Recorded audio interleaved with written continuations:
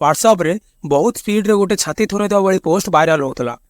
यही पोस्ट रे गोटे युवक गोटे झीर कटा मुंड को लेकिन पोस्ट कर देखा मिलता।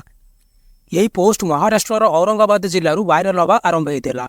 आभली भयानक आ छाती थोड़ेदेवा भाई पोस्ट विषय में महाराष्ट्र पुलिस को भी सूचना मिले। पुलिस ये कदर्य पोस्ट पछरे अपराधी अनुसंधान करने को जाऊँ होता, किंतु ठीक से से अपराधी निजक पुलिस निकट में आणिक समर्पण कर दिए। किंतु से युवकर मुहरे ना कौन प्रकार चिंता ना कौन प्रकार डर नजर आसूला। किए थिला से युवक जनक आउ से कहीं करमती कार हत्या करथिला से आउ कहीं से निजे निजक आनी पुलिस आगे समर्पण करदेला। ये सब आम जाना आज भिडियो रे। किंतु ता पूर्व आपण मानक मोर गोटे छोट अनुरोध, जदि आपण माने मो चैनल नुआ ताहले मो चैनल ओडिया क्राइम मिस्ट्री को सब्सक्राइब कर दिंतु आउ वीडियोटी को लाइक कर दिंतु, जहाद्वारा कि आपण मानक मो चैनल रे एमिति सत्य अपराधर कहानी देखा मिलिबो। सांग माने आज मु जो घटना विषय कहवाक जाऊँगी ताकू शुणिले कौन से फिल्म कहानी भाया लगे। कहती फिल्म हूँ समाजर आईना, किंतु कौन हुए जितेबाला यही फिल्म गुड़िकर धाड़ी में गोटे मर्डर हो जाए। आज कहानी किसी एमती ही जो थे गोटे पट हूँ भल पाइबा आर पटे घृणा आ प्रतिशोधर निआरे जलुवा लोक जी प्रतिशोध नापी मर्डर भाया क्राइम भी करने को सज्ज थे। कहानीटी आरंभ हुए महाराष्ट्र औरंगाबाद जिलार गोरेगांव। गोरेगांव रे गोटे छोट घरे प्रीति थोरे निज बापा माँ आउ भाई सांगरे रहे। बापा संजय थोरे गोटे कृषक थिले आउ भाई संकेत थोरे चाषबास निज बापांकर हेल्प करुला। संकेत हाई स्कूल रे पढ़ुला आउ से 17 वर्ष थिला आउ कृति ताठारु 2 वर्ष बड़ थिला आउ से कॉलेज रे पढ़ुला। समेते निज निज भितरे बहुत भलरे रहउथिले। गोरेगांव ठारू 4 किलोमीटर दूर रे लाडो गाँव रे भी गोटे परिवार रहउथला, जे कि कृतिर परिवार भली कृषक थिले किंतु तांको भली धनी नथिले। से परिवार रे गोटे 23 वर्षर पुओ कैलाश प्रजापति भी थिला, जे कि सेही कॉलेज रे पढ़ुला जेउटी कृति थोरे पढ़ुला। कृति आउ कैलाश रो साक्षात कॉलेज रे हुए आउ से 2 जण अति शीघ्र प्रेम रे पड़गले। कृति आउ कैलाश रो प्रेमर चर्चा पूरा कॉलेज रे हवाक लागिथिला। आउ पुणी गोटे दिन जून 2021 रे कृतिर निखोज हबार खबर आसिला। कृतिर बापा संजय थोरे आउ कृतिर पूरा परिवार कृतिर एमिति हठात निखोज खबर को नहीं बहुत चिंतार थिले। कृतिर बापा संजय थोरे निज झीर मिसिंग रिपोर्ट दाखल करने पुलिस स्टेशन को जाती। संजय थोरेर परिवार लोक को बहुत चिंता होता है कि झील को किए किडनाप कर आउ से कौटी अच्छी। कृति मिलबार कौन भी तथ्य पुलिस को मिल पार नाला।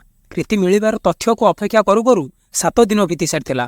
एबे भी कृतिर बापा संजय थोरे निज झील निखोज हवा को लेकिन बहुत चिंतार थे। समस्ते यह भावुले कि कृतिर किए हत्या कर ना किए किडनाप कर, किंतु ठीक से ताकू सूचना मिले कि कृति मिल जाइए आउ से एबे पुलिस स्टेशन में अच्छी। संजय थोरे आउ तार परिवार कृति को देखा करने पुलिस स्टेशन को जाती, किंतु से जिते जाए सेठी पहुँचती तो मामला किसी अलग ही बाहरिक आसे। कृति कौटी निखोज कि किडनाप हो नाला, से निज इच्छा घर छाड़ी जाइथिला आउ से घर कैलाश प्रजापति सह पड़े जाइथिला आउ ताकू बाहा भी हो सारी।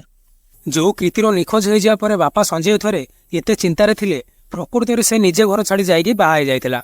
आउ ये कथारे संजय थोरे भितर पूरा भांगी पड़ते आउ मुंड सरम नई पड़ता।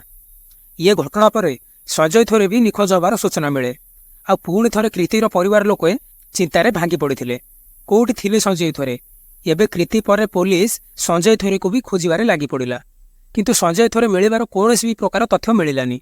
किछि दिन पर संजय थोरेर खबर आसला कि से घर को फेरी आसी। जना पड़े कि से झील घर छाड़ी जाकि बाहा पर लज्जार घर छाड़ी पलैथिले, कहीं से समाज आ लोक मानकर अपमानजनित कथा शुणा चाहू नथिले। आउ जेतेबेले ताकू लागिला कि मामला एबे ठंडा हो गलानी तो से घर को फेरी आसिले। संजय थोरेर परिवार लोकंकु कृतिर घटना पर लोक मानकठू देखई कमेंट मारिला बड़ी कथा शुणा पड़ूला। आउ आरपटे कृति आउ कैलाश नुआ संसार गढ़िबार स्वप्न देखुथिले। कैलाशर परिवार लोक भी कृतिर परिवार लोकों भली से घर छाड़ी जाकि बाहा जावाक लेकिन तांको उपरे रागिकी थिले।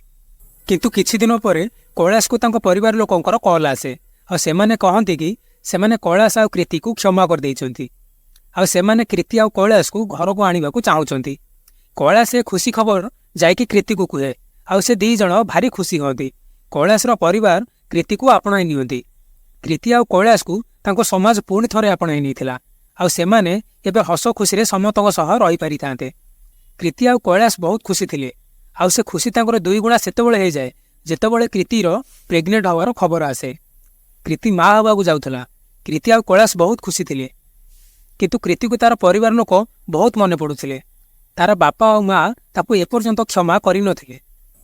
ଆଉ ଗୋଟେ ଦିନ କୀର୍ତ୍ତିର ଘରକୁ ତାର ମା ଆସେ। କୀର୍ତ୍ତି ତାର ମା ଆସିବାକୁ ନେଇକି ବହୁତ ଖୁସି ଥିଲା, କିନ୍ତୁ କୈଳାସର ଘର ଲୋକଙ୍କୁ ଗୋଟେ କେମିତି ଲାଗୁଥିଲା କି ତାର ମା ହଠାତ୍ କ'ଣ ପାଇଁ କୀର୍ତ୍ତିକୁ ଦେଖା କରିବାକୁ ଆସିଛି, ଯେତେବେଳେ କି ସେ ଏ ସମ୍ପର୍କକୁ ଶକ୍ତ ବିରୋଧ କରୁଥିଲେ।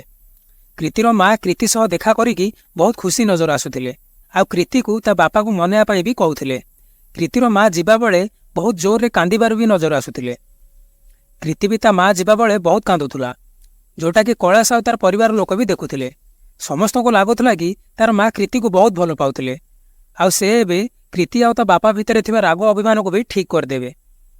ଆଉ 10 ଦିନ ପରେ 6 ଡିସେମ୍ବର 2021ର ସକାଳେ କୀର୍ତ୍ତିର ଘରକୁ କୀର୍ତ୍ତିର ମା ଆଉ ତାର ଭାଇ ସଂକେତ ଥରେ ଆସନ୍ତି। କୀର୍ତ୍ତି ସେହି ଟାଇମ୍ରେ ତାଙ୍କ ବିଲରେ କାମ କରୁଥିଲା। ନିଜ ମା ଆଉ ଭାଇକୁ ଦେଖିକି କୀର୍ତ୍ତିର ଖୁସି କହିଲେ ନ ସରେ। ସେ ଦୌଡ଼ି ଯାଇ ନିଜ ମା ଆଉ ଭାଇକୁ ଦେଖା କରିବାକୁ ଗଲା। କୈଳାସର ପରିବାର ଲୋକ ବି ସେହି ଟାଇମ୍ରେ ବିଲରେ କାମ କରୁଥିଲେ, କିନ୍ତୁ କୈଳାସର ଦେହ ଖରାପ ଥିବାରୁ ସେ ଘରେ ଗୋଟେ ରୁମ୍ରେ ଆରାମ କରୁଥିଲା। କୀର୍ତ୍ତି ତା ମା ଆଉ ଭାଇ ସଂକେତକୁ ଭିତରକୁ ନେଇଗଲା।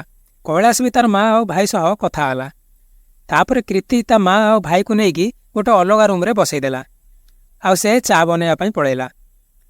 କୀର୍ତ୍ତିର ମା ଆଉ ଭାଇ ବି ତା ସହ କଥା ହେବା ପାଇଁ କିଚେନ୍କୁ ପଳେଇଲେ। ତାପରେ ଜୋରରେ କିଛି ଶବ୍ଦ ହୁଏ, ବାସନ ଗଳିଲା ଭଳି।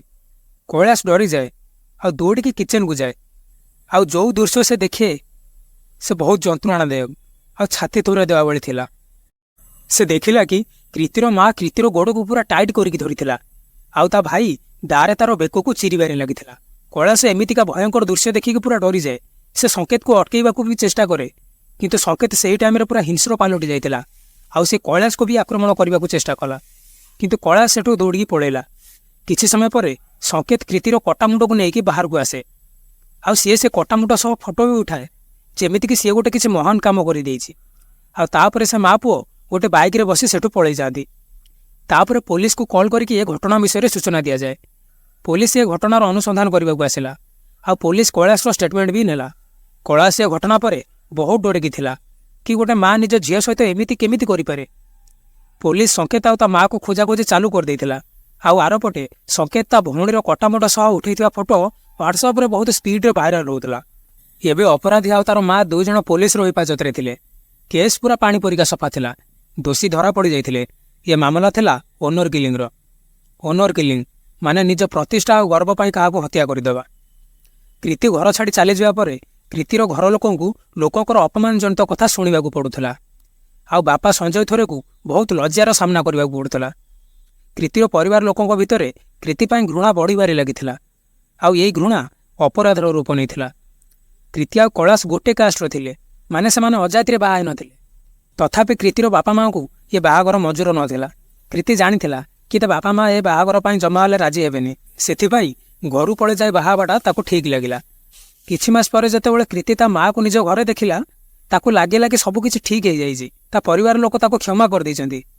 କିନ୍ତୁ ତାର ଏହି ଧାରଣା ଟୋଟାଲ ଭୁଲ ଥିଲା। କୀର୍ତ୍ତିର ମା ତାକୁ ଦେଖା କରିବାକୁ ଆସିଥିଲା ସତ, କିନ୍ତୁ ତା ମନରେ କୀର୍ତ୍ତି ପାଇଁ ଖାଲି ଘୃଣା ଭାବ ହିଁ ଥିଲା।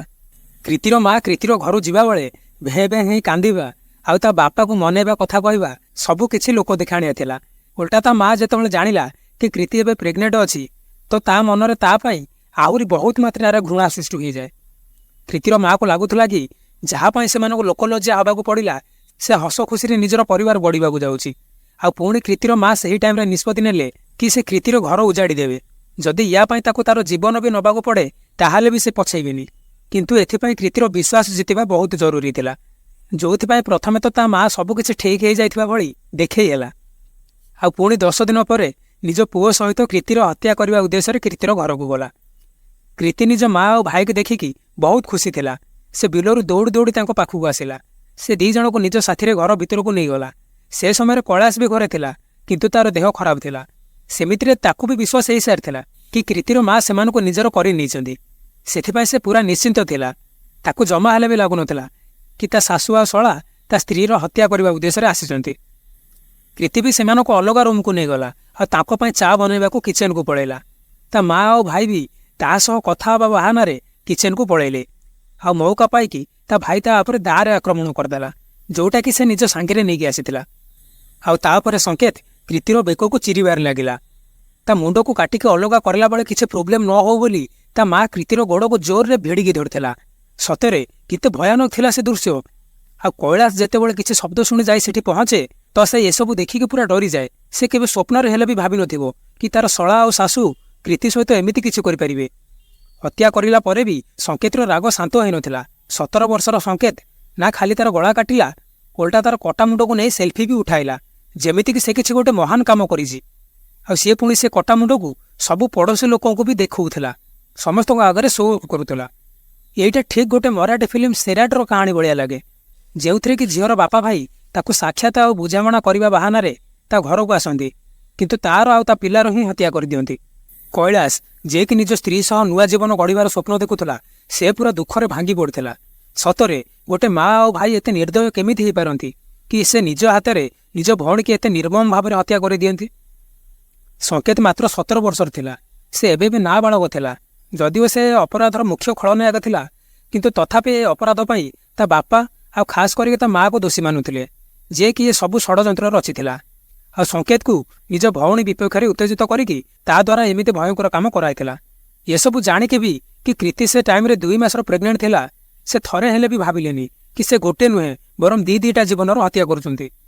पुलिस एबे भी यही इन्वेस्टिगेशन लागिचंती कि कौन संकेतर बापा भी ये क्राइम रे सामिल अछंती ना ये क्राइम खाली माँ पुंकर ही योजना थिला। कहीं कृति घर छाड़ी जाए बाहा पर संजय थरे भी सेतिक रागी आ लोकलजार बचवाक जाई से 2 दिन पर्यंत निखोज भी थिले। एबे भी केस समाधान हवा बाकी अच्छी। कृतिर बापार ए केस रे इन्वॉल्वमेंट को लेकिन एपर्यंत पुलिस हाथ में किसी तथ्य ना। एते समय बीती जावा परे आउ अपराध भी पुलिस हिरासत में थाई फैसला शुणवे एत डेरी कौन पाए। गवर्नमेंट रिपोर्ट अनुसार 2017 ठारू नहीं 2019 पर्यंत 147 ओनर किलिंग्स रिपोर्ट सामने को आसी। आउ अलग केस मानक परी ये केसटा भी एपर्यंत पेंडिंग हो पड़ रही। ये अपराधी मैंने एबे कोठी अछंती आ कौन करुछंती ये कथा पुष्टि एपर्यंत हो पारि ना। बोध हुए से एबे भी आजाद रे बुलुछंती। 2 जण प्रेम करथुले बोली एते बड़ सजा कौन एटा ठीक थिला? कृतिर भाई निज माँ पेटर भौणी आउ तार हबाक जाउथबा पिलार अति निर्मम भाव में हत्या करदेवाटा एटा कौन ठीक थिला? से भाई आउ से माँ जो मानक सह कृतिर पिलादिन कटिथिला कौन सम्मानर मूल्य एते अधिक जे लोक निज आपणार लोक को भूली जाए? कौन हत्या ही यार एकमात्र उपाय थिला? सांग माने ये कहानी उपरे आपण माने कौन कहबाकू चाहिए? कमेंट बॉक्स रे आपनकर मत निश्चय जणाइबे।